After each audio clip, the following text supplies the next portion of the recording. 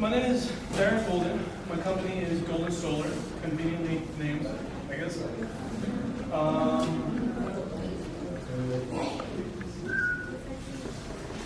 Everybody can hear me? So this is actually a residential array that's installed in South Miami. And we'll talk about it a bit more. So a little bit about my background. I have my degree in structural engineering from the University of South Florida. I got my degree, my master's in construction management from the University of Texas in Austin. I worked for a few years in general contracting. I built school buildings, university buildings, some homes. And I've always been interested in green buildings, U.S. Green Building Council, the LEED program, and I found that it's kind of a tough thing to get into as a contractor because it's all about what the client wants to build, what the developer wants to do. So I had the pleasure of getting on board to build a solar field. So I constructed this field, not in my company. I worked as the assistant project manager for a general contractor that's based in Miami. And this was for Apple. Apple was a client. This was a 20 megawatt single axis tracker solar farm, 57,600 solar panels, I believe. Single axis tracker means that the panels move from east to west throughout the day. They track the sun, so they get a little bit more kilowatt hours per watt. After I built this, I fell in love with solar. I said, that's it, that's my niche. And I decided to come back to South Florida and started a company for solar energy, for rooftop solar, utilizing the roof space of the suburbs. So I started Goldin Solar. And so a little bit about what we're going to talk about. We do a little bit of history, a little bit of context, modern applications of solar, utility power production, which is the picture I just showed, distributed generation versus centralized generation, which is another way of saying the old way of doing things versus the new way of doing things. Show you guys a couple of my projects that I've built and maybe a couple of proposed projects right here at FIU. So a little bit about the history. Edmund Becquerel was the first that discovered what's known as the PV effect, the photovoltaic effect. That's the relationship between voltage and light. No practical application, but there was something that light did to excite electrons to potentially create electricity. Willie Smith observed that selenium became more conductive when it was exposed to light. So there's more kind of interest in observing how does this work, how does this happen. The first photovoltaic cell was developed in 1883, and I think that's really counterintuitive to what most people think about solar. Most people think it's new, it's really futuristic. I remember when I was kind of contemplating about my first memories of seeing solar in public media. Anybody ever seen the movie Honey, I Shrunk the Kids? Yeah. You guys ever seen the dad? He had solar panels on the car. I think that's kind of the feeling that we have about solar. It's super geeky and it's really sciencey, but it's actually been around for a long time, and it's becoming more and more mainstream, to the point that it's not an early adopter thing anymore. It's the real deal. It's the technology that's going to get us there. So the first practical application, Bell Labs, which I believe today is AT&T, 1954 had solar panels for remote applications. So solar, what solar did was it brought power to places that were far away. So we didn't have to pull the grid towards it. Solar cells then are 6% efficient, which is a lot more than one, nowhere near where they are today. Of course, solar started getting really useful in the space race. So we have to have satellites in space. We have an International Space Station. How do we get energy in space? You're not going to pull a grid up to space. That wouldn't work. So that's where solar panels come into play. Actually, solar does really well there because there's no atmosphere, so it gets a lot of sunshine. But on to terrestrial applications, the OPEC oil embargo in the 70s brought up a lot of interest into solar. We started to see, I think, the relationship between a limited resource and energy prices. So, if there's this renewable source, how do we work with that? But still in the 70s, it was kind of out of reach from the cost point of view. So technology's gotten better and better and better, both in terms of the technology, in terms of the manufacturing, in terms of the scalability, automation in manufacturing. And so we've seen it go from $1,000 per watt, and I'm not talking about install and engineering and everything, I'm talking about just photovoltaic cell. $1,000 down to $4. $4 is installed.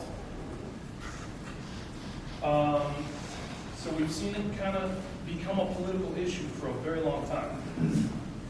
Just to know, these are not photovoltaic panels. They're solar thermal, so they heat water. But still neat. Still need to see them on the White House. I think now the Obama administration actually has photovoltaic panels on the White House. This is known as the Swanson effect. And I like showing this to people because a lot of people say to me, well, wait a minute, if solar's getting more and more popular, why should I do it now? Why don't I wait another 10 years until it's even cheaper?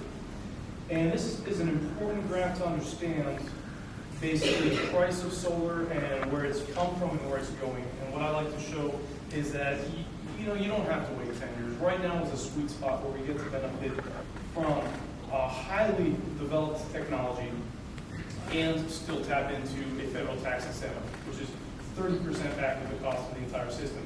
So what you're seeing here in the 70s and 80s is the exponential effect, and that is the improved technology.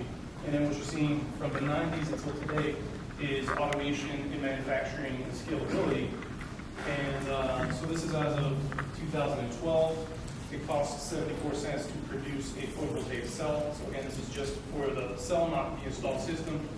But that's pretty darn cheap. And for the first time within the last year or two, we're starting to see the prices basically stabilize, if not even creeping up a little bit. And that's basically because demand is exploding. The supply is struggling to keep up with demand. So now is the sweet spot to both benefit from really good prices in solar and get some tax incentives. Is solar viable? Is it some crazy tree-hugging hippie thing? Is it some crazy eccentric thing? Is it real? I think it is. And proof of that is that we see it in a lot of places. Mars, exploration rovers, it makes sense in outer space. When I first moved to Austin, Texas, I saw it on garbage compactors. I thought that was really neat. It's cheaper to put a solar panel on a street light or a bus stop than pull a grid line down to there. Mobile charging, which is it's kind of fun. We've all had handheld calculated solar panels since we're children, and this is like a tooth they call it. It's a rickshaw. So that basically has a couple small batteries in it, and it drives on solar. So one way to seriously drive down our carbon footprint associated with energy consumption is, of course, utility scale solar. That's how I got into it. But I agree with the mayor that going exclusively utility scale is potentially jeopardizing our green spaces, and it's not utilizing what we already have, suburban potential for rooftop solar. I got into rooftop solar. That's my interest. That's my passion.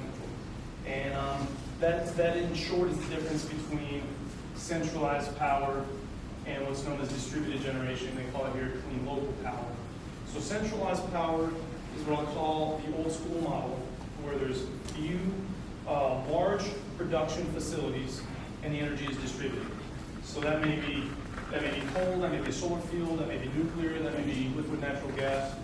But it's a large scale facility, and a lot of energy is lost just in the transmission process.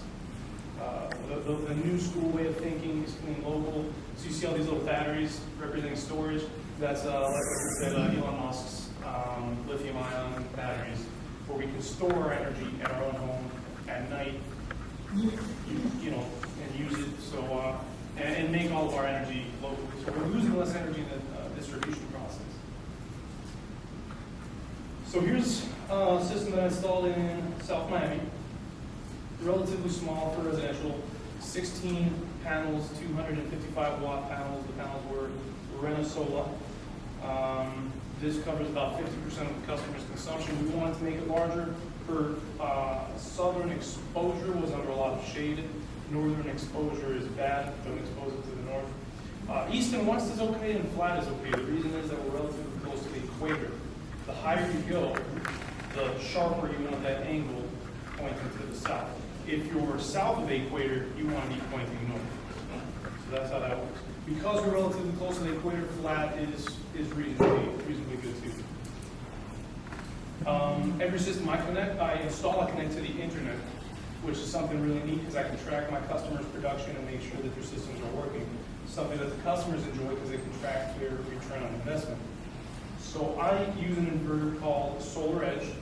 It's really brilliant technology. It's very similar to microinverters that it conditions the power production on an individual panel basis, but it doesn't necessarily invert every individual panel. So it tracks every panel. It'll modify the voltage and current in case there's partial shade exposure, but they tend to be more resilient, what are known as DC power optimizers as opposed to microinverters. So how much would one build in that case cost? I'll get into the economics of that project very soon. But what you're seeing here is days of the month in a Gantt chart. This is, I guess, the month of January. Up top it shows the system was installed in mid-August. It's a 4.08 watts power, and this was taken in on February 5th. And basically, I go on the back end, on the administration side of this site to program it. I tell it what FPL charges per kilowatt hour, and that's how it calculates the lifetime revenue of the system. So it basically multiplies the kilowatt hours that it's produced by the local value of a kilowatt hour, and that's ensure the savings. So the neat thing with this is that we can track not only the production of the system as a whole, but the production of every individual panel. So we can kind of see, hey, there's shading there, cut that branch down. Oh, I think, that's outside of the comfort range. Let me check on that panel and make sure the wiring is good, that kind of thing. And it's optimizing performance. So this is the computer interface. This page for the system as a whole. This page for the array overview. And this is, for example, the smartphone interface. This is a high-tech age, right? So the x-axis over here is the time of day. The y-axis is the power. So you can see the sun starts to rise, peaks out somewhere where they call solar noon, and it starts to set. This is a non-cloudy day. That's why it's a nice smooth bell curve. On a cloudy day, it's going to get like jaggedy. And it tells you, there's a picture of the array. It tells you the power it was producing at that moment, right? So you can track it in real time with the instantaneous generation. This is the energy of today, monthly, lifetime, etc. So here's another system that I had the privilege to install. This is in Residence Inn, Coconut Grove. It was a slightly shy of 93 kilowatt system, 336 panels, solar rolled. We did it on 3 separate buildings, so this is actually a third of the whole project. SMA inverter, and really neat project, really rewarding. It was part of a whole renovation that the hotel did, so a little more complicated from a management point of view. We had to interface with a lot of different subcontractors and work with the general contractor there, but very, very rewarding nevertheless. So here's some pictures of it. Is that all at 23-degree angle, or what angle would you use? I believe that the angle was about 25. They said that 23.5 is the perfect angle, and of course it's better to have a sharper angle in the winter and a slightly less sharp angle in the summer for the lower sun and the higher sun respectively. But there's a trade-off, right, between a dynamic system versus the cost of the cheaper static system. Generally, if you're doing rooftop solar, it's at a fixed angle. If it's at a sloped residential roof, we just like to flush mount it. If it's a large commercial flat roof, then we fix it, but at an angle. If it's a field, then you can start messing with what's known as a single axis tracker, dual axis tracker. That means like full rotation. A dual axis tracker simultaneously tracks the sun from east to west every day and from north and south seasonally. A single axis tracker tracks it from east to west every day. There's a little bit more, there's a lot of energy gain going from a fixed system to a single axis tractor, there's a little bit of gain going from a single axis tractor to a dual axis tractor. So this is basically an inverter stand we built, 6 SMA inverters, controlling the power of the entire roof. It was a fun project, and solar panels produce energy that fly in the air. If you're ever going to feel nervous, forget your final calculus. Watch all this expensive solar panels fly in the air. It's a cool thing. This is some work. In the last slide that I showed you with the inverters, there was no wall to mount them on, so we had to build this structure here. We had a wall, so we had to comfortably put all the inverters against the wall. And what the inverter does is basically changes the waveform. Solar panels produce direct current.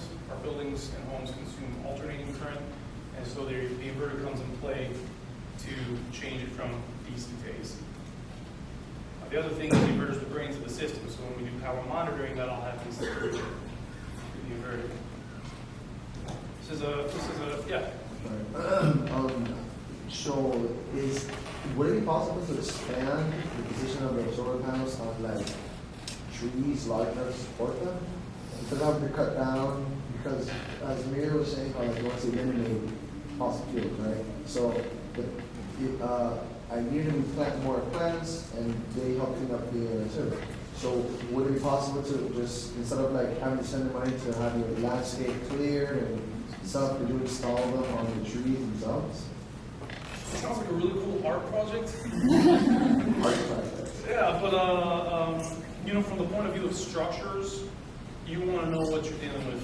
So you want to know the geometry of the structure. You want to know the structural integrity of the structure that you fasten it, especially in South Florida. Basically, rated 105 miles an hour. 105?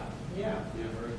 I'm required for 175. Well, minimum is 105, and you're not going to find a street that's rated 105, so Right. legally you can't do it. Yeah, sure. I was required by the unincorporated Miami-Dade to structurally design to 175 miles per hour. They also required a safety factor of 2. So actually 175 didn't even cut it. Basically what I told my customer, and this is a product that I finished installing today, was if a storm comes here, you tell all your friends and family to hide in your house. You have a solar bunker that withstands a double whammy. This is a project that I built last summer. You guys recognize the building? I noticed that it's said in the slides. Never mind. This is the Miami Children's Museum on the bridge there between downtown and South Beach. They have this wavy roof, this existing wavy roof, and they decided that was how they wanted it installed. So very complicated system. Now because of the wavy form of the panels, we had to go with a micro inverter system. So I'm going to try to explain this without getting too technical. If you have basically a row of panels all facing the exact same direction, none of which are exposed to any shade, you go with a stringline inverter. That's what you did on your high row of panels. The reason is when you connect panels in what's known as an electrical series, which means positive, negative, the voltage becomes additive and the current stays the same. If you shade one panel, that current drops. But what it does is it drops the current for the entire string. And that's why partial shading is very serious for a series of panels connected to a string. Also, if you have panels at different tilts and different orientations, they're going to get different current. And so basically the current that's running through the lowest panel is what's going to be for the case of all of them. So if you either have partial shading or if you have varying tilts and orientations, you're going to want to go with either microinverters or with DC power optimizers. It comes the same thing. But DC power optimizers, similar to a microinverter, they're connected to every individual panel, but they do not actually invert the power from DC to AC, but they condition it so they all run at the same current. So basically you have a string of DC power optimized panels reaching a central inverter and then inverting them to AC. So this system was a microinverter system. Pretty complicated installation. This is one of my installers. Made great photos for the website with the skyline of Miami in the background. But basically we had these existing white beams connecting the walls. Now, we were connecting these aluminum rails, this is a specialty solar product, from beam to beam. And, you know, if you guys remember from trigonometry, because it makes this wavy form, you don't have continuous angles. Every single angle is different because every horizontal distance is different, every vertical distance is different, therefore the hypotenuse is different, the angle is different. And so we put on these clamps that you can see up there. And at top of the clamp is angled to be able to reach the next one. Every single one of those clamps is custom made, and so that angle is different on every single one, except for the ones on the same row. Believe me, I didn't sleep for weeks while they were being manufactured. I was like 50-50, this works, 50-50, I just go, I don't know. But then it came in, everything was like perfectly labeled. We tried it out, we put them on, we put the brackets on, we connected the rail, and they just fit perfectly. They got the angle perfect, and mathematics. Pay attention to math. It's the real deal. Yeah, so it worked. It was a really neat project. We installed this last August, and it was hot as hell. You know, we're on a ladder on a roof. The walls, basically trap hot air. So it was a tough install, but we were very happy with the result. It came out really nice. That wave of panels is something pretty neat. How are the cost of microinverters versus string inverters compared? A string line is the cheapest way to go because you have the least amount of hardware. Basically, the panels all string together. So a normal panel just has a positive and negative lead already attached to the panel itself. So a string line inverter, you just string the panels together, and then you connect it to a central inverter. And so the only hardware that you have there, besides like the structural racking and stuff, is the panels and the inverters. Now when you have microinverters, you have a microinverter for every individual panel. So microinverters are a little more expensive. But if you're going to be gaining more energy back from the system, then it can pay off. So you have to look at the accounting of it from a case-to-case basis. So we take a lot of pride in our workmanship. We love solar. We think the stuff looks super neat. When we sell to our commercial clients, basically beautiful marketing material on their website for their customers. So we have to make sure that our stuff looks really neat. And that's wire management, consistency in our wiring, solar, the solar cells perfectly aligned, and that makes a difference. We were called in to basically troubleshoot a system that somebody else installed. It didn't work, they couldn't figure it out. And we looked at it, and the wires were all like wrapped around the rails and tied in knots. And hypothetically, it should work, but I guess it's not a coincidence. It didn't. And eventually, we found that there was something that just wasn't plugged in, and that's it. That's what happens. So we got to be systematic. We test every panel as we install it with the leads, and it's hard work. I've been on a roof today for 8 hours installing a system in Coral Gables, but it's very rewarding.